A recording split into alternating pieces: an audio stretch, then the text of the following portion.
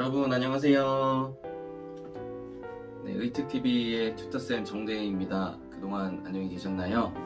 네, 거의 3주 만에 찾아뵙습니다. 더 빨리 찾아뵙지 못해서 죄송하고요. 갑자기 뜬금없이 웬 도마뱀 영상 올려서 깜짝 놀라셨을 텐데 그냥 잘 살아있다는 생존 신고로서 그냥 간단하게 좀 올려봤습니다. 오늘 제가 다루고자 하는 주제는 의료사회복지사의 글쓰기입니다. 네. 의료사회복지사 하면 가장 먼저 뭘 떠올리시는지 모르겠어요.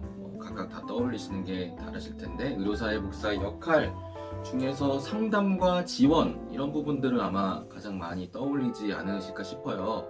그런데 제가 오늘 주제를 생각하면서 구상하면서 곰곰이 좀 생각해 봤을 때 그런 핵심 역할 중에 의료사회복지사의 핵심 역할 중에 상담과 지원의 근간을 이루는 그런 핵심 요소 중에 하나가 바로 글쓰기입니다.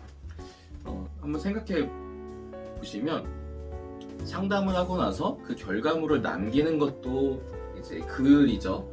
그리고 뭔가 지원을 연결해 드리기 위해서 그걸 성사시키기 위해서 뭔가 그 지원단체에 보내는 그런 형태도 글쓰기, 추천서 형태로 가죠. 그래서 의료사회복지사가 하는 활동들의 끝맺음을 하고 결실을 맺는 핵심 도구가 바로 글쓰기로 보실 수 있을 거예요. 그래서 여러분들께서 지금 현직에 일하시는 우리 동료분들 같은 경우에 지금 정말 끊임없이 이런 지원 추천서와 상담 기록과 이런 글쓰기를 하고 계실 거고, 이 일을 꿈꾸시는 분들도 앞으로 아마 많이 하게 되실 일들이 의료진과의 그런 소통을 위한 회신 적는 것들, 탁과 의뢰에 대한 회신을 적는 것들도 글쓰기 중 하나일 거고, 그리고 상담 기록 남기는 것, 추천서 쓰는 것, 이런 글쓰기 작업들이 계속 매일매일 일을 하는 동안 이어지게 됩니다. 그래서 여러 가지를 다 많이 생각하시는 게 좋지만 그 중에서 특히 글쓰기에 대한 능력을 고취시키고 준비를 잘 하시는 게 너무나 중요하실 것 같아요. 그래서 오늘 한번 의료사회복지사의 글쓰기에 대해서 어떤 걸 중점으로 생각하면서 쓰면 좋을지에 대해서 간단하게 좀 다뤄보도록 하겠습니다.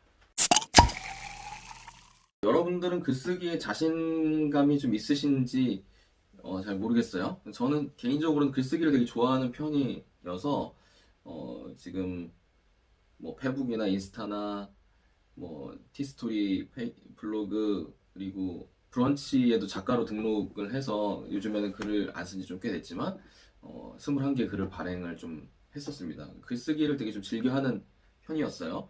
근데 요즘 우리 이제 준비하시는 그런 세대, 약간 라떼가 될 것 같은데, 세대분들은 단문에 좀 특화가 되어 있으시잖아요. 저는 이제 한참 대학을 거의 졸업할 때쯤 돼서 이제 페북이 이제 막 생겨가지고 그랬나? 저는 일을 하면서 시작을 했었네요. 저는 그 일을 시작하면서 이제 페북 계정을 만들었고, 그 다음에 이제 한참 뒤에 이제 인스타 계정을 만들었는데, 이제 트위터나 이렇게 단문을 쓰는 거에 되게 익숙한 세대들이시잖아요. 하지만 우리가 추천서나 의무기록이나 이런 분들은 단문에서 해결되지 않는 경우들이 꽤 많아요. 그래서 좀 긴 문장을 쓰는 그런 연습들이 아무래도 조금 더 필요하실 것 같습니다. 그런데 우리 의료사회복지사의 글쓰기는요, 글쓰기에 대한 자신감, 그리고 재능이 있고 없고를 떠나서 일단 우리가 핵심적으로 해야 되는 일이고, 그리고 이게 너무 중요한 이유는 의료사회복지사의 글쓰기는 환자와 가족의 생명을 지키고 생명을 살리는 글이 될 수 있기 때문이에요. 환자와 가족의 그런 어려운 사정들을 대변해서 저희가 추천서를 내고 그걸 통해서 도움을 드릴 수 있는데 힘이 될 수 있는 글이기 때문에 어떤 그런 재능을 떠나서 우리가 계속 갈고 닦아서 없던 재능도 만들어야 되는 그런 거죠. 그럼 여기서 좀 반문을 해볼 수 있는 게, 그러면은 내가 추천을 했는데 지원 못 받으면 내가 글 못 써서 지원을 못 받은 거냐? 그렇지는 않습니다. 왜냐하면 지원에 대한 부분은 사실 기준이 명확하게 있어요. 소득, 재산, 사보험이 있으신지 없으신지 여부, 이런 어떤 지원 대상에 대한 기준이 있기 때문에 그 기준 여부, 충족 여부가 사실 제일 핵심이고, 사실 글쓰기는 거드는 역할이죠. 우리가 추천하는 그런 지원 기금이나 단체나 이런 곳에서 환자의 상황을 이해할 수 있게 돕는 역할을 하는 거죠. 그래서 가장 의료사회복지사의 글쓰기가 힘을 발휘할 수 있는 지점은 이 사람이 대상에 들어갈 수 있을지 없을지 긴가민가 할 때 좀 더 지원을 하는 방향으로 좀 더 기울어질 수 있도록 좀 무게추를 더 줄 수 있는 그런 역할을 하는 거죠. 그래서 여러분의 글쓰기로만 좌지우지 되는 여건은 아닙니다. 그런데 조금 더 환자와 보호자에게 더 유리한 여건, 지원 여건을 만들기 위해서 더 힘을 보태는 데 역할을 충분히 할 수 있다는 점이죠. 그것만으로도 사실 되게 큰 역할을 할 수가 있죠.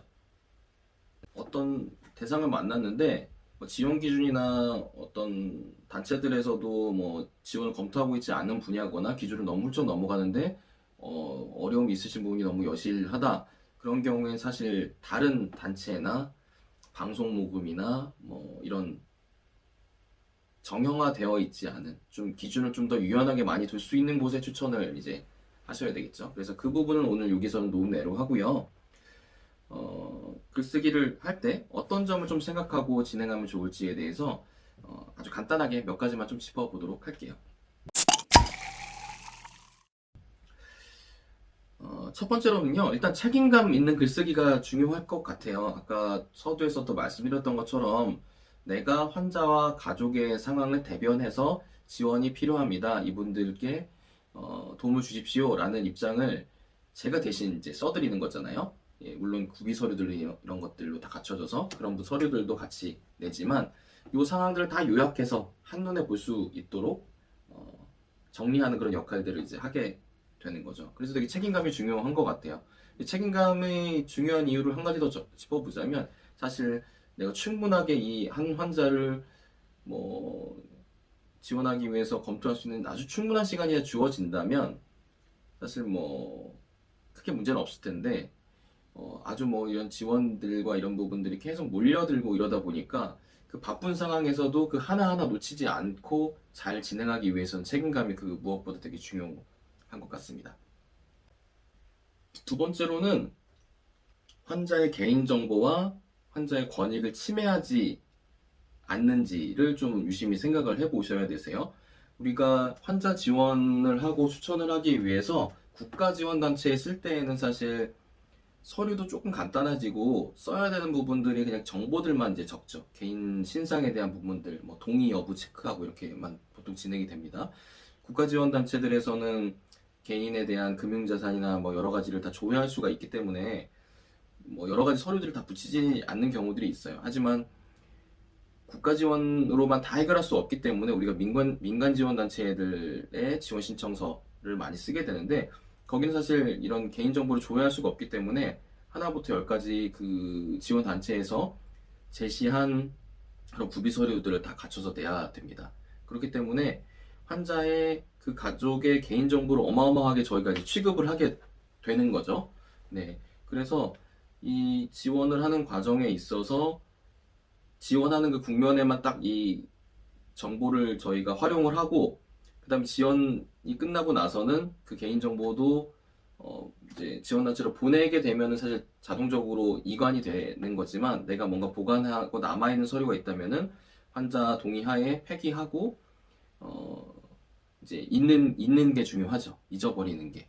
예, 그래서 개인이 돕는 과정에서 그런 개인정보 보호 부분을 잘 신경 쓰셔야 되시고 이 환자에 대한 정보를 너무 민낯까지 지원에 있어서 영향을 미치지 굳이 쓰지 않아도 되는 정보까지 이제 다 써서 이 가족의 너무 민낯을 드러나게 하지 않는지 그러니까 어느 정도까지 공개해야 되는지에 대한 여부를 잘 생각하는 게 중요하죠. 예, 그래서 저는 필요 이상으로 잘 쓰지는 않으려고 하는 것 같아요. 예, 저는 그렇게 좀 많이 하는 편이고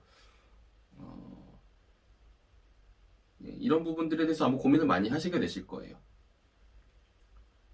뭐 좀 지원을 받을 수 있을지 없을지 좀 애매하면 할수록 더 그 가족들의 어려움을 더 잘 부각시키기 위해서 좀 더 많은 부분들을 적을 수밖에 없게 되기도 하는데, 이런 부분은 계속 이제 그 사안들과 부딪히면서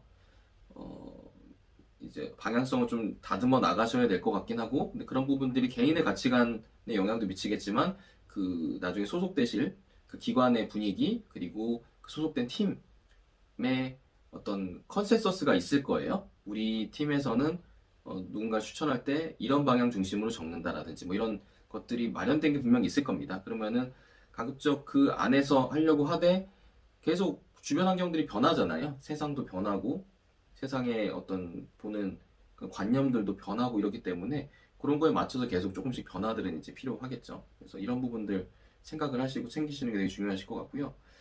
그 다음에 이 지원 단체로 쓰게 되는 글들은 사실 거의 대부분 저희도 이제 사회복지사고 지원 신청서를 받는 기관에서도 사회복지사들이 보통 많이 계시기 때문에 이런 사회복지 추천에서 흔히 쓰는 그런 용어들과 어투와 이런 부분들에 되게 서로 익숙하실 거예요.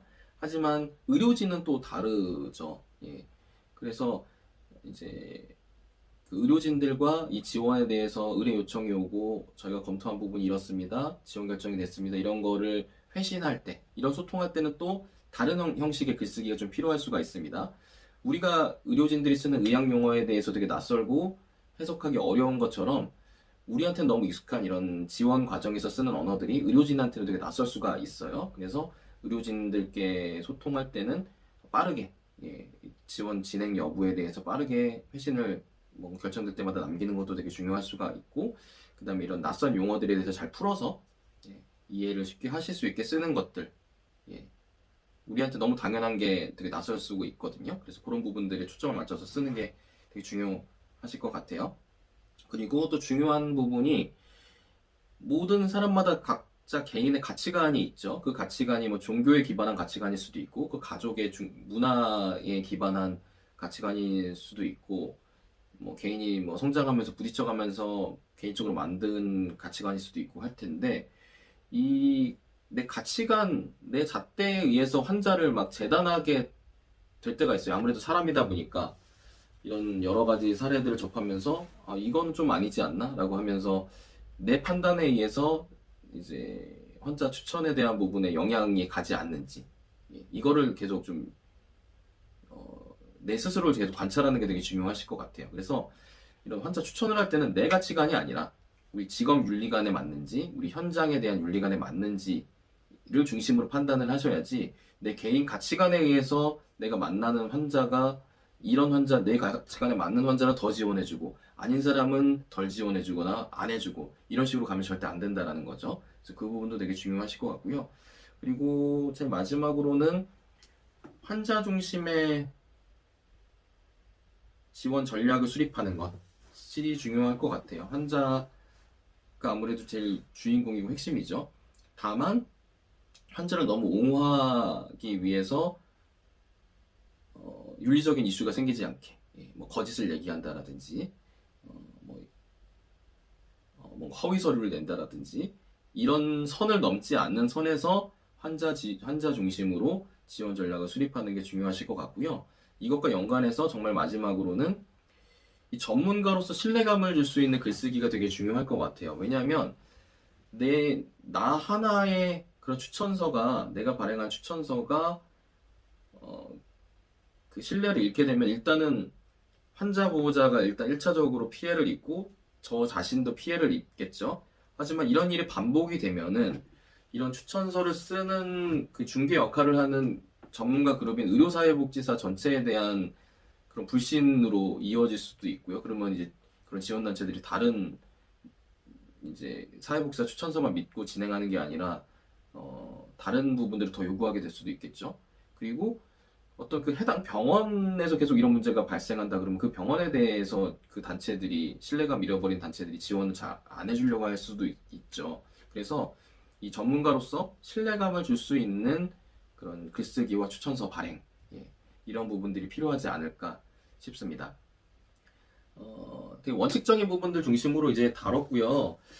오늘 이제 그 간단하게 좀 다뤄보면서 의료사회복사의 글쓰기에 대해서 좀 더 실천적인 부분들도 많이 좀 같이 이야기를 나눠보면 좋겠다는 생각이 좀 들었습니다. 그래서 앞으로 의료사회복사의 글쓰기라는 큰 주제 아래서 좀 다른 콘텐츠도 같이 좀 선보일까 해요. 그래서 기대 많이 해주시고요. 일단 제가 준비한 부분은 오늘 여기까지입니다. 저희 구독자가 거의 1000명에 이제 거의 이르렀고, 그동안 시청시간 10만 분을 시청을 해주셨더라고요. 지속적인 사랑에 너무 감사드리고요. 그 사랑에 보답하기 위해서 꾸준한 영상 업로드와 자주 찾아뵐 수 있는 그런 계기들을 계속 만들어갈 수 있도록 노력하겠습니다. 좋은 주말 되시고요. 코로나 상황에서도 건강 조심하시고 또 찾아뵙도록 하겠습니다. 오늘 여기까지 줄일게요. 안녕.